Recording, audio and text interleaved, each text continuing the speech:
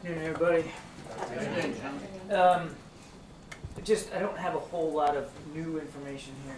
I won't go into granular detail on operational planning one way or another, but it would be imprudent and irresponsible if we didn't have folks thinking through a broad range of contingencies and possibilities, and certainly evacuations are one of those things. I mean, there's not a place in the world where the Pentagon doesn't have contingency plans on the shelf. May need updating, but have them on the shelf to help with the evacuation of American citizens.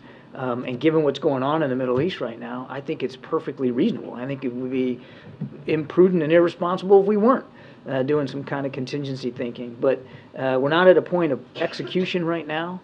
And there are still plenty of opportunities, for instance, even in Israel, for people to get out. We're still doing contract charter flights, and there's still commercial flights going in and out of Ben Gurion. And frankly, the demand signal for our contract charter flights hasn't been very high. They're still going, but they're not all filled. And the same could be said for places like Lebanon. But each country's different, and the threats and challenges in each will change over time. And we're doing all the right prudent thinking that you would expect us to. And so is the U.S. military really planning for possible evacuation of hundreds of Americans from the Middle East? There's prudent planning, and then there's sort of the tactical level planning right before you execute. What we're talking about here is just prudent planning and thinking. There are no active efforts right now to evacuate Americans from the region. Other than what we're doing in Israel, providing charter flights. There's no active efforts. And we're not parking ships off the coast and getting ready to send Marines in to get people out of, you pick the place over there. That's not happening right now. But what was reported in the press is nothing more than prudent contingency planning. And as I said at the outset, given everything that's been going on the last 2 weeks, it would be irresponsible if we weren't taking pen to paper and taking a look at what that might look like. But there's been no orders given, nobody prepositioned to do it, no moving in that direction. But if it should get to that, my goodness, you'd want to make sure we were ready to do it and do it like that. Can you tell us specifically what the U.S. government is doing right now to get Palestinian Americans out of Gaza?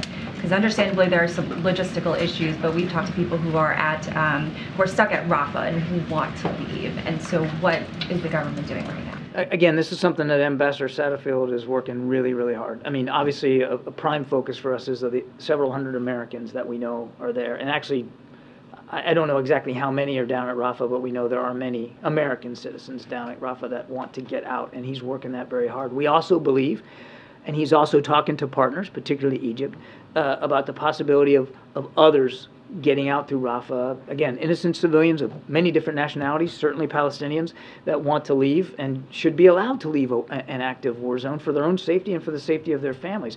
I wish I could tell you that we got the recipe cooked here and they're all going to get out at a certain time and place. I just don't have that right now. But I can assure you, and all of them, that we're working on this very hard in real time. And we haven't, again, secured passage for folks out, but we're obviously working that very, very hard, as well as the hostage